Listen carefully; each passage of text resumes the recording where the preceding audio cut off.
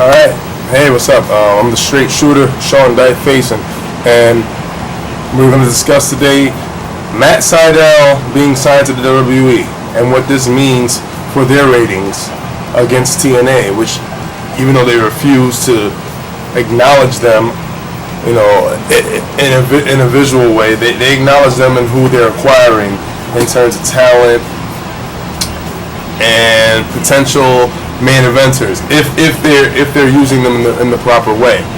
You see the camera moving, that's me adjusting it. Anyway, let's talk about, Evan Bourne, I should say, that now they decided to rename him. I guess Vince decided in his wisdom that Matt Sydal is not marketable, and Vince is all about marketability.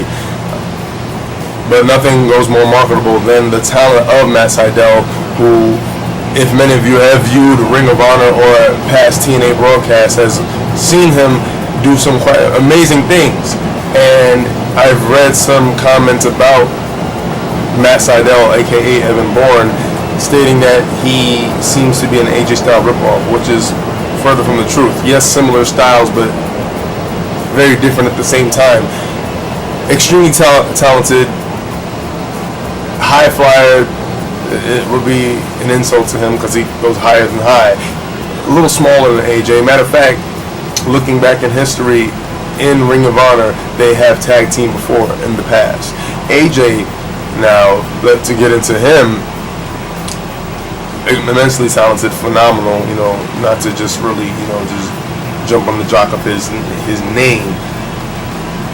And just, the way they constructed his rebirth in TNA is absolutely brilliant, especially as kind of a way to reintroduce him to TNA fans of the past and to introduce him to new TNA fans to now showcase his phenomenal ability.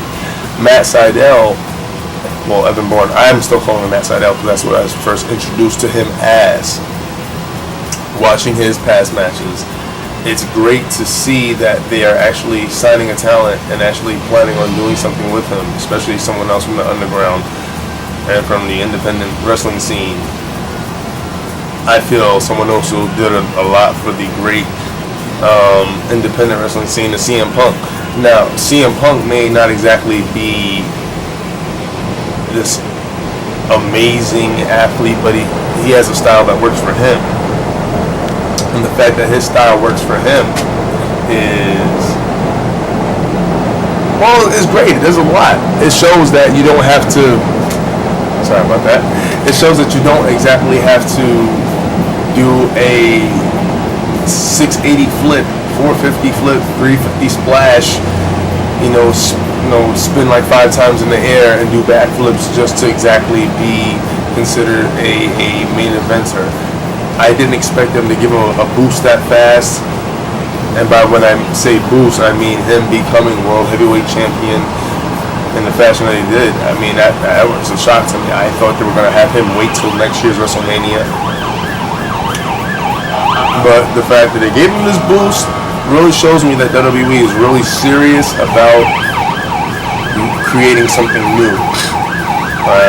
Triple H is a great champion, but we've seen that. We've seen John Cena more than enough times. We've seen Randy Orton, we've seen Edge. Now CM Punk, a new era, especially to added on to a world heavyweight title with such prestige, shows that they're really looking towards the independent wrestling world for this talent and for this buzz, and giving back to the people who have supported the industry and the business.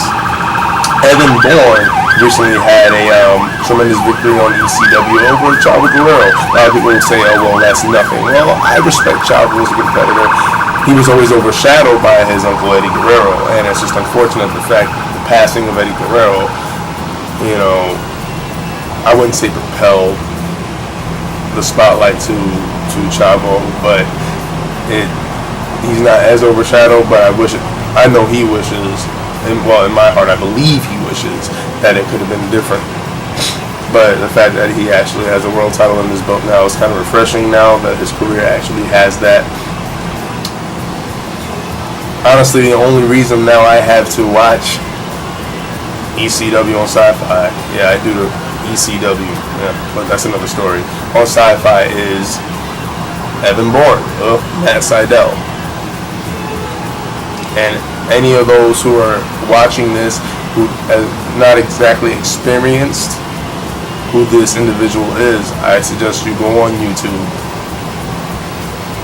and type in Matt Sydal, MATTSYDAL,